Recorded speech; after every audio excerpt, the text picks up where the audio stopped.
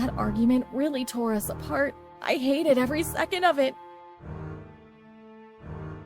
I don't know why, but this fight felt deeper, darker, maybe even the worst of them all.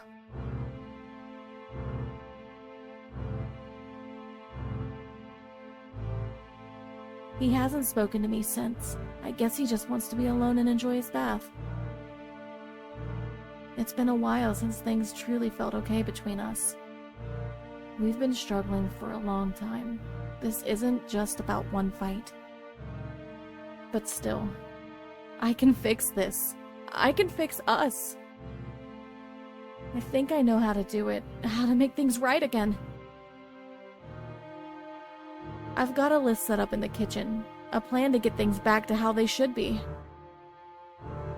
It's the first step to fixing what we've lost.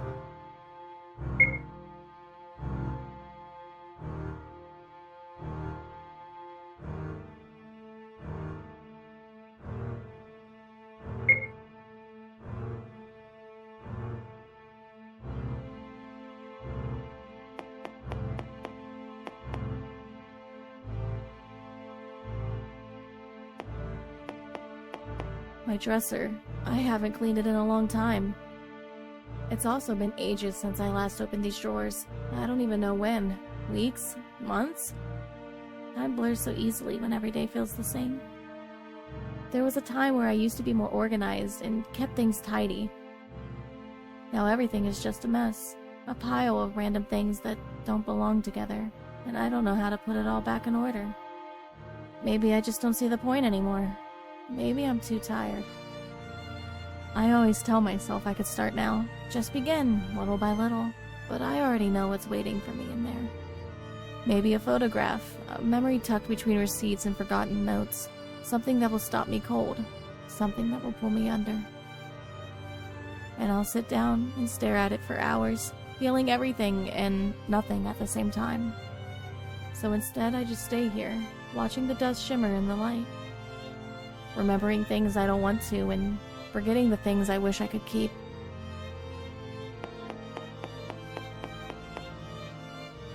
Those are my shoes over there. They're muddy and completely caked with dirt because it's been raining for days now. Everything's soaked.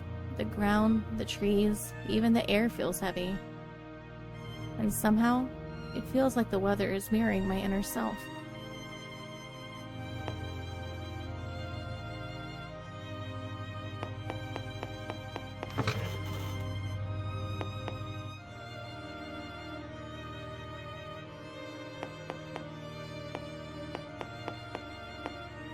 Will-o'-the-wisps. I've heard about them many times.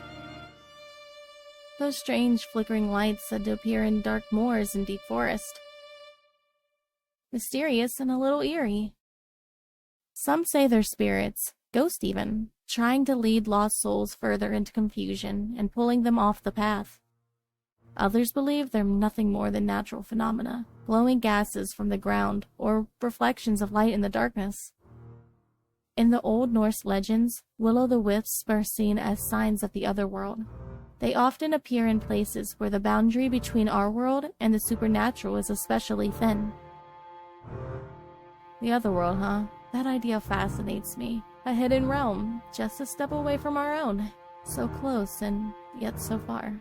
Modern scientists suspect the will-o'-the-wisps are caused by the oxidation of methane gas, which rises from damp soil and begins to glow in the dark.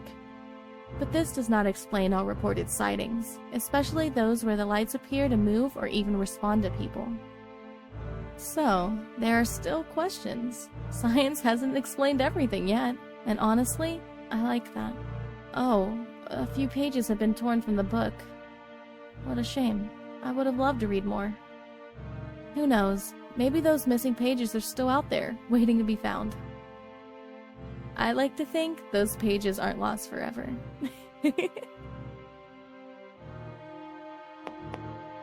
There it is, my list.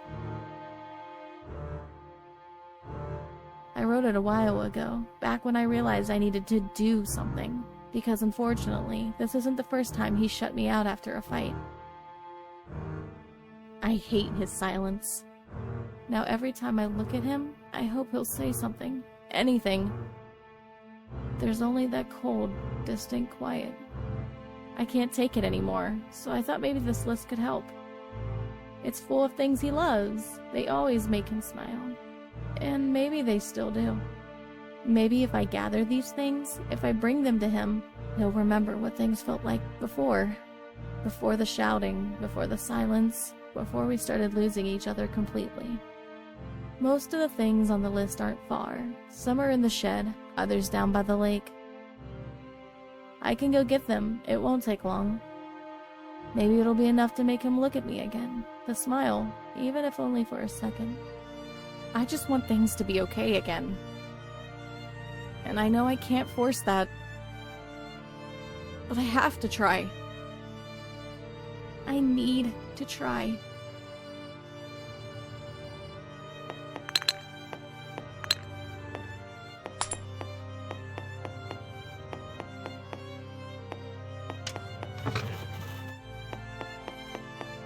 I'm going for a walk now. See you later, darling. He really doesn't want to talk to me at all.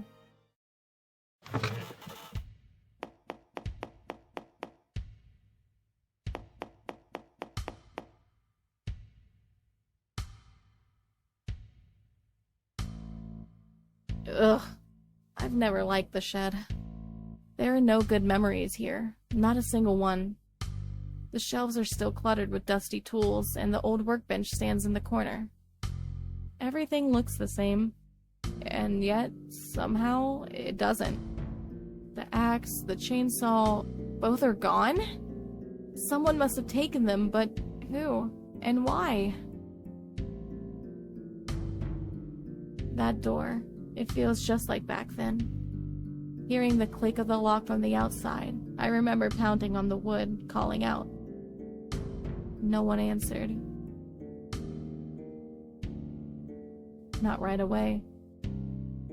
It's over. It should be over. And yet, this place still feels like a cage.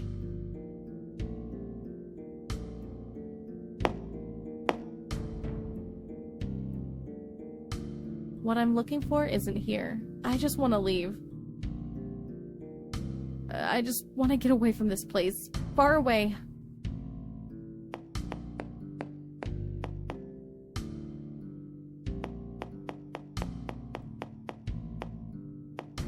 What is that? A lantern? No, it can't be. Could it be a will-o'-the-wisp? Hello there. Who are you?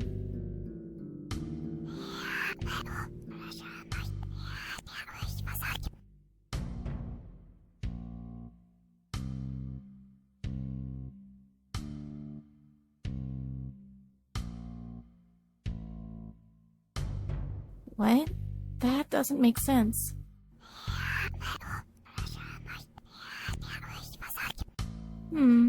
That sounds strange. And sad. If you don't have a name, may I give you one?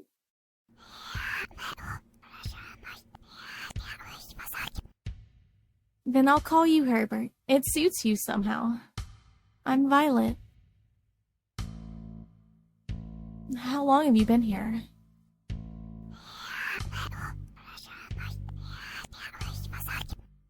Really? It's my home too. And yet, I feel so lonely.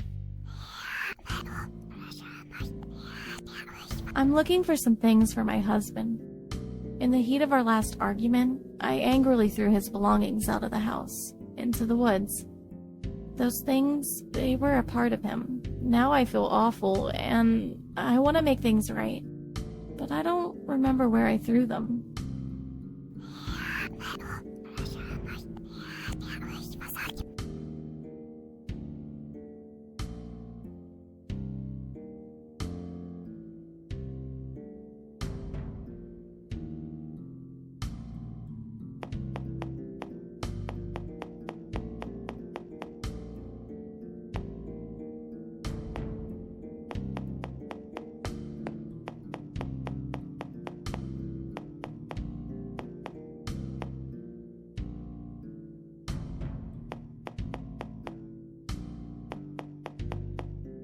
There they are, his pants and his work boots. They're damp from the dew, with a few leaves stuck to them.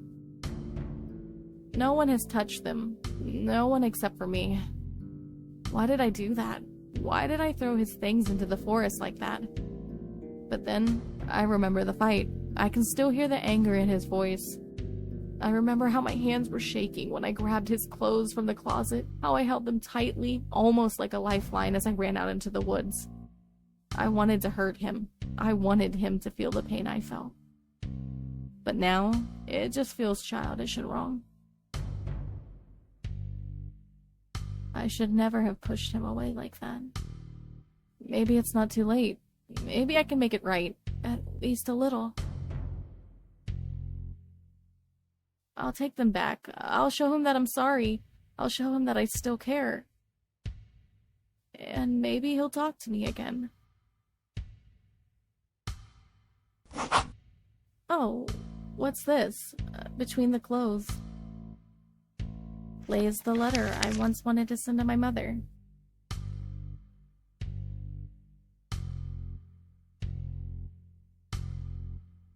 The one I've been looking for. I had meant to send it, but somehow I misplaced it. I never thought it would end up here. I can't help but think back to the early days of our marriage, when we were so young and so happy. We had so many dreams back then. I remember how we buried the time capsule by the lake, a symbol of our future, something we could show our children one day. But now, I wish we had never buried it. Because that capsule, just like our marriage, is buried deep. Too deep. Come here. What was that? Come here.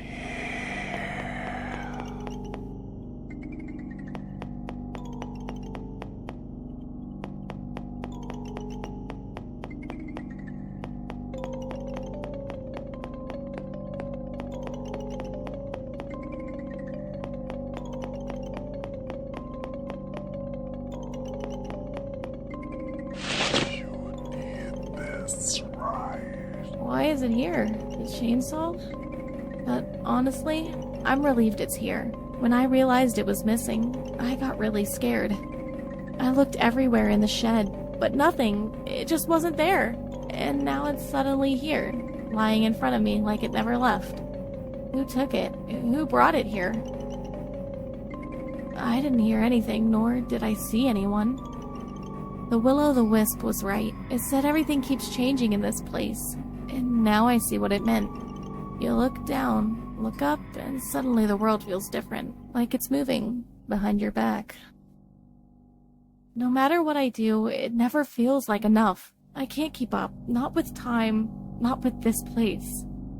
Nothing stays. Things disappear. Things move. What was here yesterday is gone today.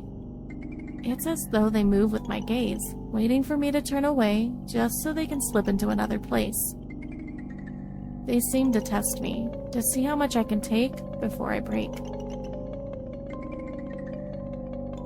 The plan I had, it all feels farther away now.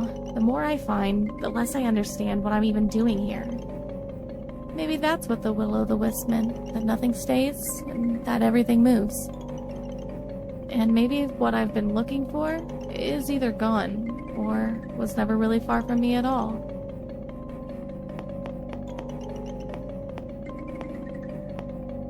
What happened here? The mailbox is completely stuffed, as if it's about to burst.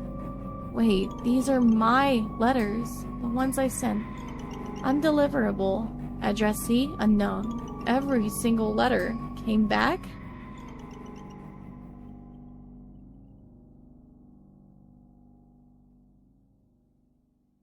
Undeliverable. I never once got an answer from her. Why didn't she answer? And yet here I am, standing in front of this stupid thing as if it could give me one. Maybe she never existed. Maybe I made her up, because I just couldn't bear being alone. In this damn mailbox, it shows me everything I've always known, but never wanted to admit. Undeliverable. I'm alone. Alone with my husband. and no one else.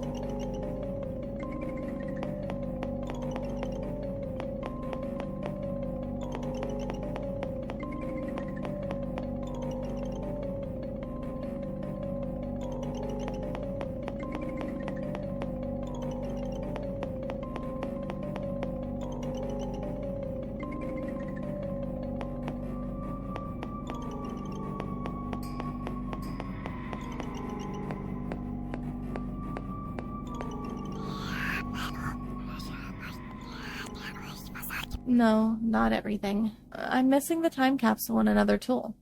The time capsule was a box full of precious memories. It has a lot of pictures of my husband in it. Did you see anything like that? We buried it together somewhere near the lake.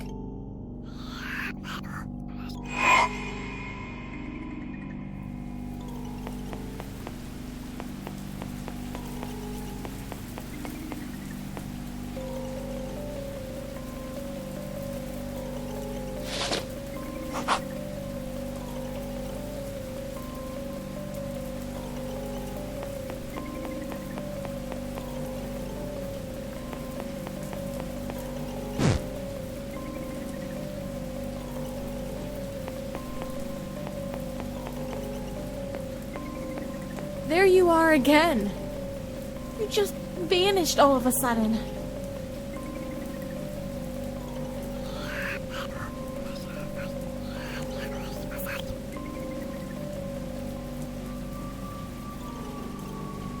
Not yet. I still need one more tool, the axe.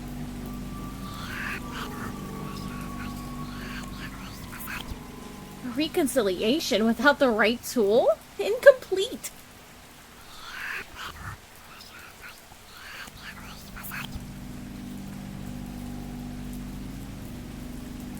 Herbert, so there it is. But how did you know?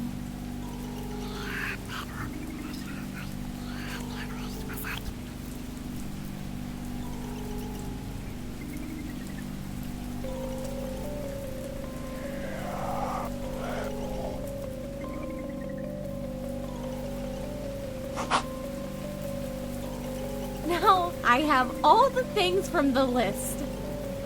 Now I may return to my husband. Darling, I'm back. And I have something for you. Darling?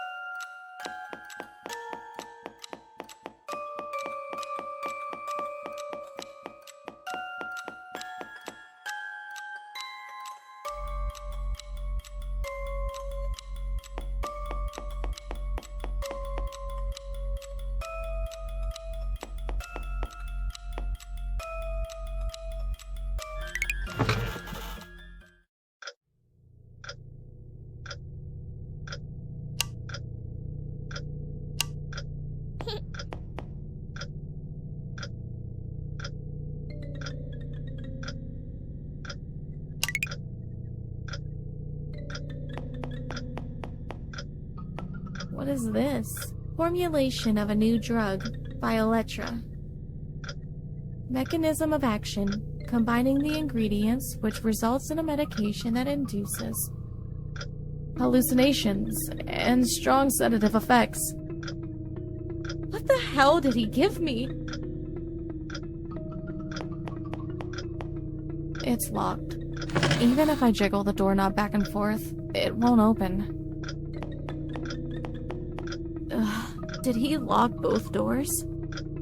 Luckily, this doorknob has always been a bit loose. If I just pull hard enough... Got it. Lots and lots of papers. I never had a reason to look at these. My husband works at the hospital, so most of this is full of medical terms I don't even understand. But I want to know what's going on. Let's see. Confidential. Internal review. Dear Dr. Smith, As part of the routine inventory check in the medication cabinet, we notice that several units are missing, without corresponding prescriptions or documented patient movements. The discrepancies involve a total of 7 blister packs, which according to the stock book, should only have been issued to inpatients. What is particularly concerning is that the withdrawals occurred during shift overlaps with you. At those times, no new admissions were recorded, and there were no doctor-prescribed prescriptions for these medications. We are dealing with potent antipsychotics, whose misuse can have significant psychological consequences. If it is confirmed that you took these medications without official documentation, I must insist on a thorough discussion with clinic management and potentially legal clarification. I kindly ask you to provide a written statement regarding this matter at your earliest convenience. I have attached copies of the medication booking, shift schedules, and delivery notes for your review. Best regards, P. Hine, Administrative Assistant. He's being accused of stealing medication? What else could he have been hiding from me? Why did he try to lock it, as if he didn't want me to find out? There's another letter inside. I think it's his response.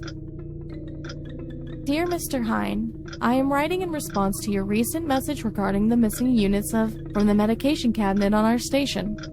I must express my deep shock and disbelief at the implication that I may have been involved in the unauthorized removal of these medications.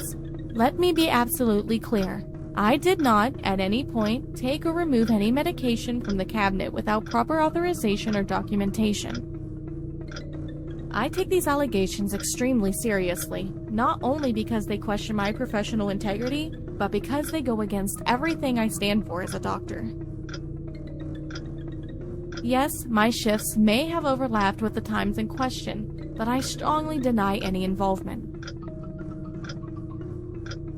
Of course, there are many possible explanations. Errors in documentation or incompetent staff acting without my knowledge.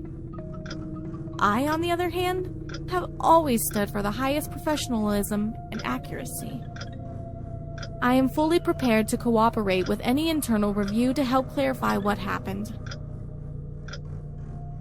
I have dedicated my career to the well-being of patients and the standards of this clinic. To be suspected of something so serious is not only distressing, but also deeply hurtful.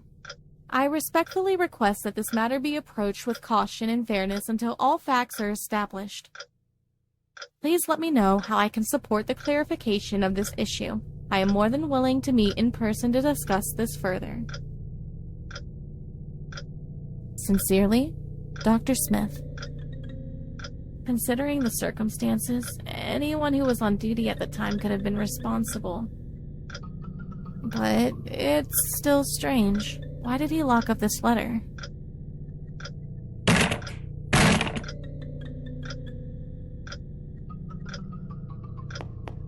There's a book in it. Diary entry, April 19th. I took the pills from the dispensary during my night shift.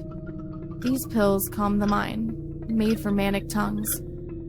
I began altering the pills, breaking them down in the lab, adding the blue distillate I synthesized last spring from the flowers I cultivated in our garden. The mixture curled into a rich violet deep, like her name, my Violet.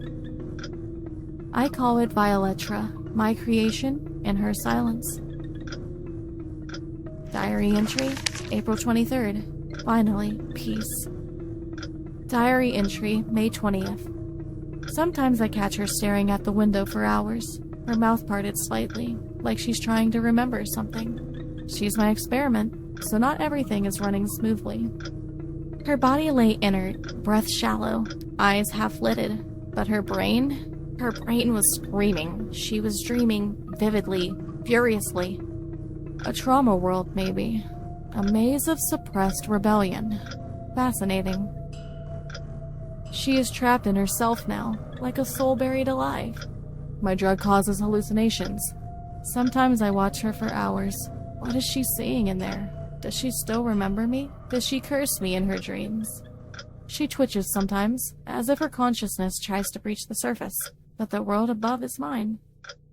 Diary entry, October 15th. Lately, she has waking episodes. Moments where her eyes are wide open and her body being highly active. But she wasn't really awake. She was still dreaming, but only now she was acting it out. She spoke to people who weren't there and called names I never heard of. She mumbled about Will-o'-the-Wisp, glowing eyes that hovered just behind the corners of her vision. She whispered to the tools in the shed, claiming they spoke to her.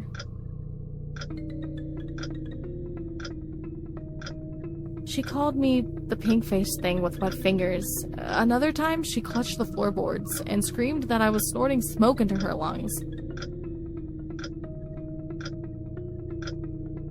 She is bleeding her hallucinations into reality, and I can't allow that. I'll raise the dose triple and lock her up in the shed until it stabilizes. Let her alone talk to the tools in the shed and commune with her fantasies.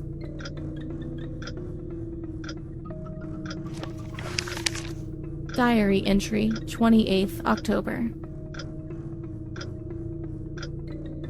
She cried when I closed the door, or maybe she left.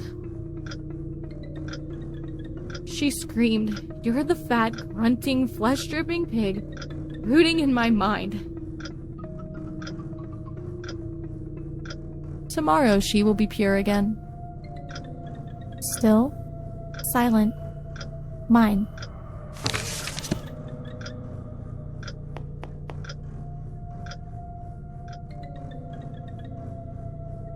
Pigs squeal loud when they know the axe is coming.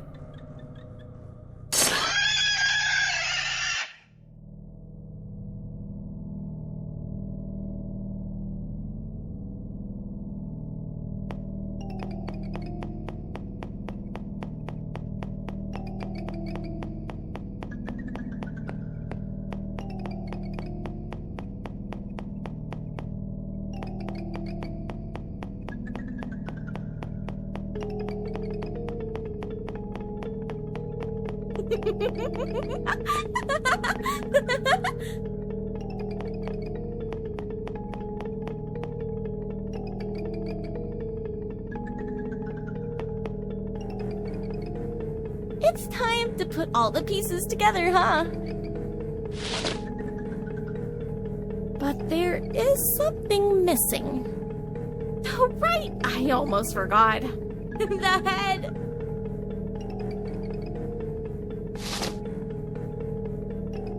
My darling.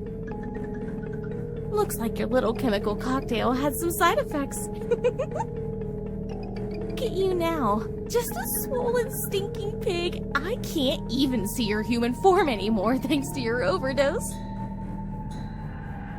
You're so pink now.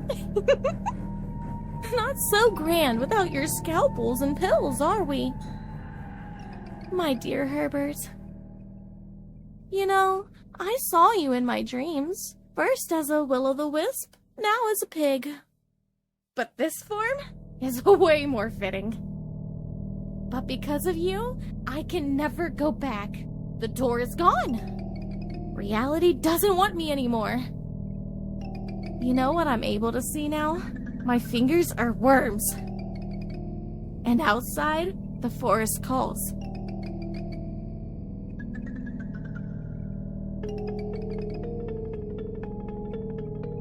The horned ones are waiting for me there. They dance between the trees and tear open the sky with their laughter.